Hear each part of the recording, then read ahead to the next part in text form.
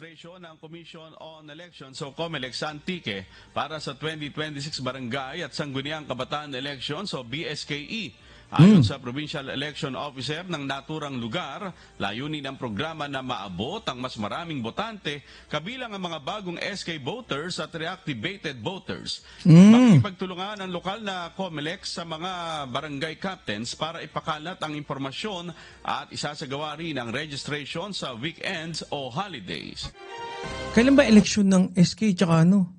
O yan, maganda yan ha. O satellite voters registration para sa 2026. O sa Antique. Eh hindi ko alam kung laganap na ba sa buong Pilipinas yan. Bakit? Oh, basta maganda yan. Good news yan. Satellite voter registration. Ayan, para sa 2026. May election ba ngayon 2026? Ngayon ba yung ano?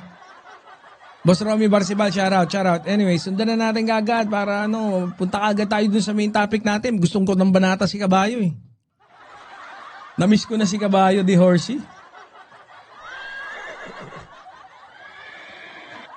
Si Ma'am Chaicher, nabati ko na ba? Oh. Nasa pag-deliver, Boss Pido, nasa pag-deliver. Huwag kayong, makakaasa kayo pagdating sa delivery. Dadalihin natin sila dyan. Pasok!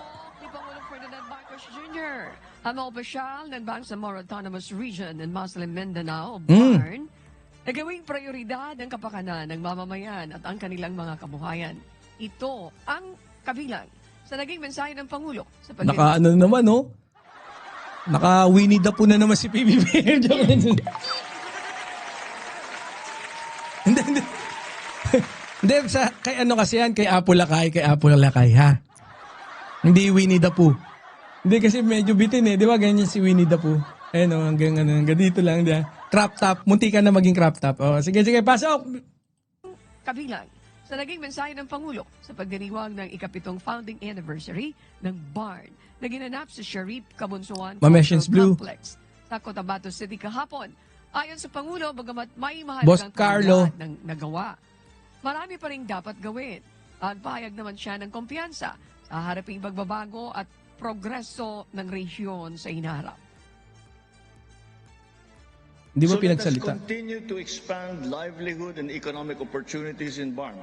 Let us raise the standard of living of every family in the region. And let us always prioritize the welfare of every Filipino. Oh, yan ha. Siyempre, ganun talaga. Si PBBM naman, hindi lang presidente ng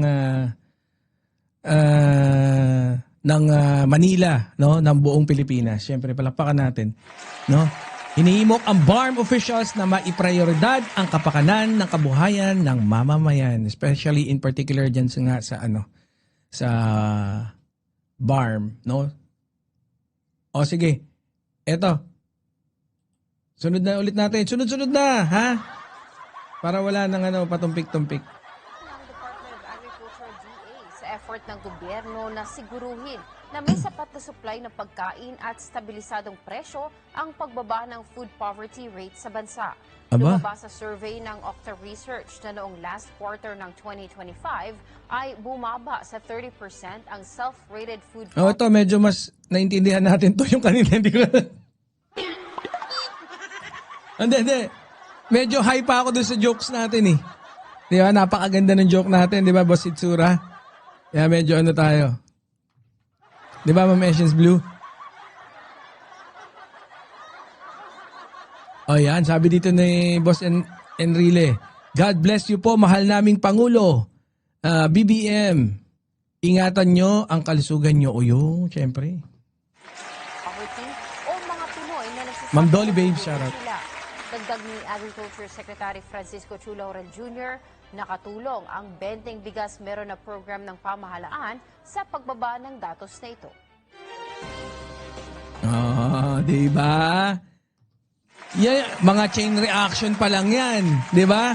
Nung pagbaba ng presyo ng bigas, yung 20 pesos na bigas, na kinakastigo ng lahat ng mga nasa kabilang oposisyong kupal, di ba? O, palakpakan natin. Ganun. Oh. Mag-ano pa ba tayo? Huwag na tayo mag-ano. Mag-news pa ba tayo? Magsa-subtopic pa ba tayo? Boss SpongeBob, shout out. Oh, si Ma'am Rayon Enicose. Pinractice ko yung pangalan mo. Nabubulol ako lagi eh. Pinractice no? Eto na. Ha? Siyempre tayo naman eh. Wala tayong magagawa, no? Kahit gustuhin man natin na hindi na sana mag-topic ng mga mukhang pangit dito. Wala tayong magagawa due to insistent public demand. Talagang kailangan nating itopic to dahil medyo sagana ang kabastusan na ipinamalas ng ating tropa peeps, no? Na si Yoka Babs. Siyempre, welcome ladies and gentlemen. Without further ado, ladies and gentlemen, Attorney D. Horsey!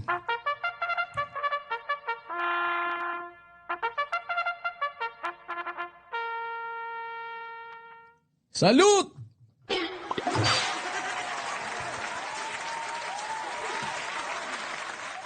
Baboy na baboy ka na naman sa amin, Brad. Ready na ba kayo? Ha? Boss Vin, shout out! Oh. Si Boss Vin ni Rod ba yan? Asa na? Oh, si Boss Vin nandyan. Mama Lynn.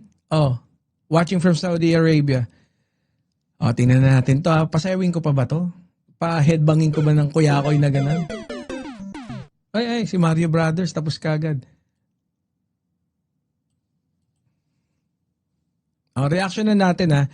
Ito kasi dito, no? Maikli lang naman to.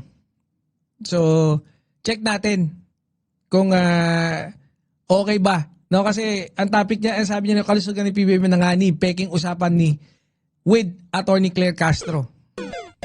Ha? Oh, sino yun nandyan? Si Boss Carlo. Parang may nakita ako kanina. Oh, sige. Si Taga Norte, shout out.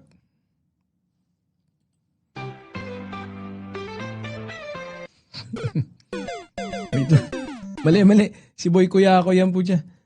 Umpisa pa lang, talagang matatawa ka na eh.